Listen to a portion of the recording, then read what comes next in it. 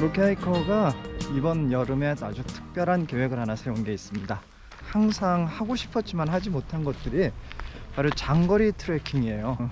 마음속에만 담아두고 있었던 그런 장거리 하이킹을 올 시즌에는 한번 진짜 해보자 라고 마음을 먹고 캐나다에서 가장 긴 장거리 하이킹 트레일이 Great Divide Trail GDT라는 트레일인데요. 약 1100km가 조금 넘습니다. 정확히 하면은 1130km인데요. 캐나다 로키의 워러톤 내셔널 파크에서부터 시작을 해서 자스퍼 국립공원을 지나 위쪽까지 이어지는 트레일인데요.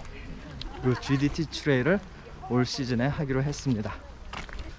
7월 13일부터 9월 4일인가 5일인가 좀 정확히 기억은 안 나는데 일정을 짜 놨습니다. 남쪽 종단인 워러톤 파크에서 시작해서 과거의 GDT의 북쪽 종단이었던 마운트 럽슨에서 피니시를 합니다. 그래서 원래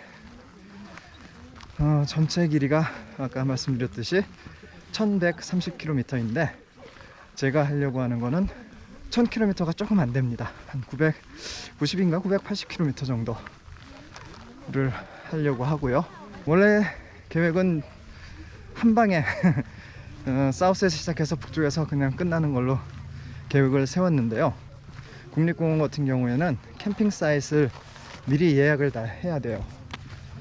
그런데 그 예약 시스템이 코비드로 인해서 갑자기 야외 활동 인구가 늘어나면서 그 예약 시스템이 마비가 됐어요. 결국 예약을 못했습니다.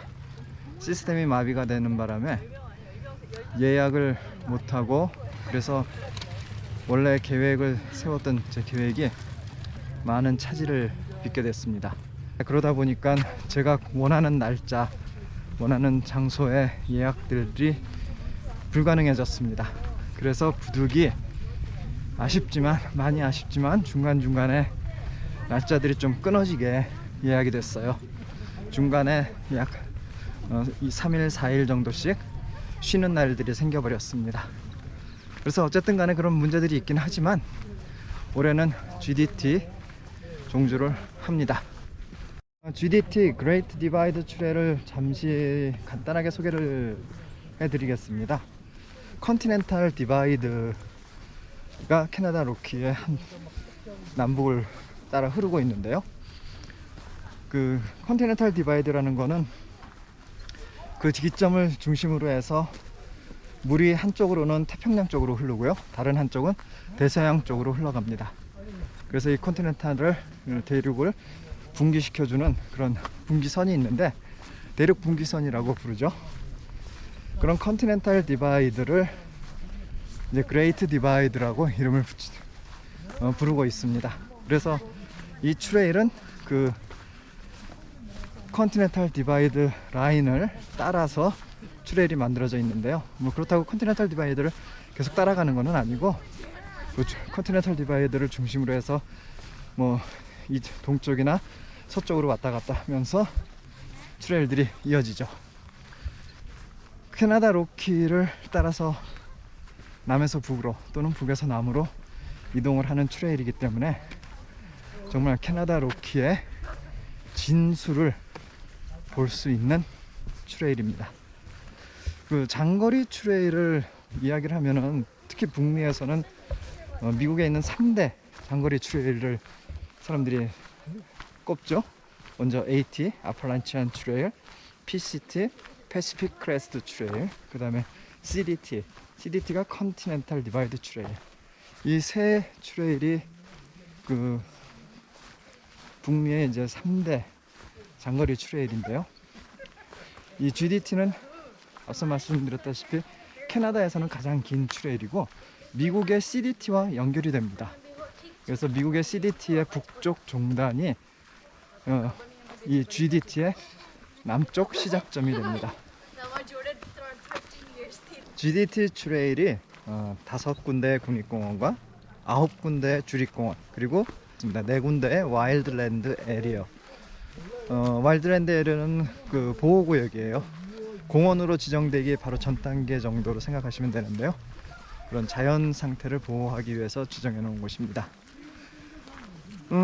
그래서 5군데 국립공원은 워러턴 레이크 국립공원, 그리고 밴프 국립공원, 그리고 쿠타니 국립공원, 요호 국립공원, 자스퍼 국립공원, 아주 캐나다 로키를 대표하는 그 5군데 국립공원을 다 지나갑니다. 좀 과장을 한다면 모든 것을 볼 수 있는 트레일이라고 할 수 있죠. 그리고 상당히 리모트된 외진 곳을 지나기 때문에 정말 숨어있는 비경들을 볼 수 있는 곳입니다. 멋진 GDT 트레일을 저도 다 다녀보지를 못했습니다. 일부분은 백패킹을 가거나 하이킹을 가거나 해서 가봤지만 전체를 도전해보는 것은 저도 처음입니다. 그리고 또 저 자신도 이런 장거리 트레킹이 첫 도전인 셈이죠. 제가 가장 길게 해본 트레킹은 7일까지 해봤네요. 7일까지 트레킹을 해봤는데 그 이상 8일 이상을 해본 적은 없는데, 그런 저에게도 이런 장거리 트레일은 도전인 셈이죠. 거리도 거리지만은 캐나디안 로키를 종주하는 코스이기 때문에 상당히 지형적으로도 힘든 코스입니다. 오르고 내리는 높낮이도 상당하고요. 그래서 저는 이제 1일 평균 25km에서 30km 사이 정도로 플랜을 짰습니다. 평균적으로 엘리베이션 게인이라고 이제 여기서 표현을 하는데, 올라가는 높이인 거죠. 엘리베이션 게인이 700m에서 1200m 사이 정도, 1000m 내외 정도의 엘리베이션 게인을 매일 해야 됩니다. 가장 심한 날은 1800m 정도 하루에 엘리베이션 게인을 하는 날도 있습니다. 특히 국립공원이나 주립공원 같은 경우는 지정된 장소에서만 캠핑을 할 수가 있기 때문에 그 거리를 제가 마음대로 조절하기가 조금 힘든 부분이 있습니다. 그래서 부득이 짧게 하루가 끝나는 날도 있고, 또 어떤 날은 길게 좀 무리를 하더라도 길게 거리를 뽑아야 되는 날도 있고요. 주립공원이나 국립공원이 아닌 퍼블릭 랜드들을 지나갈 때는 자유롭게 캠핑을 할 수가 있습니다. 아무 데서나. 그런 곳에서는 이제 좀 더 제가 쉽게 플랜을 짤 수가 있는데, 근데 상당한 부분이 그런 퍼블릭 랜드보다는 국립공원, 주립공원들을 지나기 때문에 플랜 짜는 것이 상당히 까다롭습니다. 캐네디안 로키의 GDT는 그 플랜 짜는 것이 가장 어렵다고도 말을 합니다. 예약을 하고 또 서플라이를 중간중간 다시 리서플라이 하는 계획을 세우는 것이 상당히 어렵긴 합니다. 어쨌든 이제 제가 세운 이 GDT 종주 계획이 처음 계획보다는 캠핑장 예약 때문에 좀 많이 흐트러지긴 했지만, 그래도 무사히 잘 진행될 수 있도록 여러분들도 좀 응원을 해주시고요. 또 저도 열심히 그때그때 빨리빨리 가능한 한 업데이트를 해서 영상을 올리도록 하겠습니다. 근데 이게 조금 워낙 리모트된 에리어들을 지나가다 보면은 인터넷 접속은 거의 불가능합니다. 거의 전 구간이 인터넷 접속이 안 된다고 생각을 해야 돼요. 아주 극히 일부 구간에서 인터넷 접속이 가능하지만 그것도 쉽지는 않고요. 그리고 이제 가끔 이제 리서플라이를 하기 위해서 타운들로 들어서게 되는데요. 그럴 때 만일 인터넷 접속이 가능하다면 짧게라도 업데이트를 하겠지만, 아마 그 업데이트가 제 예상만큼 쉽지는 않을 듯 합니다. 그래서 그 종주하는 기간 동안 업로드가 좀 자주 못 올라올 수도 있을 것 같은데 미리 양해를 부탁을 드리겠습니다. 그나마 또 다행이라면 예약이 막 엉망이 되는 바람에 강제적으로 제가 집으로 3일 4일 동안 돌아와야 되는 기간들이 서너 번 생겨버렸어요. 뭐 그 기간을 이용을 해서 제가 업데이트를 올리도록 하겠습니다. 제가 GDT 트레일에 대해서 GDT 트레킹에 대해서 그 멋있는 점, 정말 캐나다 로켓 진수라는 그런 것들만 말씀을 드렸잖아요. 맞는 말입니다. 맞는 말이지만 또 GDT는 정말 어렵고 힘든 트레일로도 유명합니다. 대부분 로키 산맥을 따라서 종주를 하기 때문에 가장 낮은 곳의 해발이 1000m가 넘습니다. 1100m 정도 되는 데부터 시작해서 가장 높은 곳은 해발 2600m 가량 됩니다. 그래서 서브 알파인 지대부터 알파인 지대까지 포함을 하고 있는데요. 그 기후가 그래서 그렇게 온화하지가 않습니다. 한여름 8월에도 눈을 만날 수 있는 곳입니다. 특히 알파인 지역을 지날 때는 새벽에 영하로 내려가는 기온을 반드시 예상을 해야 됩니다. 그래서 그 준비도 상당히 잘 해야 되고요. 아무도 들어오지 않는 그런 깊은 외지를 지나는 곳들도 상당히 많기 때문에 그에 대한 준비도 상당히 잘 해야 됩니다. 안전을 최우선으로 삼아야 된다는 거죠. 캐네디안 로크에서는 주의해야 될 야생동물이 곰과 쿠거와 늑대가 있죠. 그러한 야생동물로부터 오는 위험에 대한 대비도 충분히 해야 됩니다. 어쨌든 그러한 위험한 요소들이 상당히 많고요. 또 트레일 자체도 상당히 험합니다. 전체 트레일 중에 약 10% 정도는 정말 내가 길을 찾아야 되고요. 그 험한 그런 야생의 그런 길을 제가 뚫고 나가야 합니다. 그런 것에 대한 어려움도 있죠. 저는 혼자 단독 솔로로 하이킹을 하거나 솔로로 백패킹을 한 적이 거의 없습니다. 거의란 말은 있지만 아주 드물다는 얘기죠.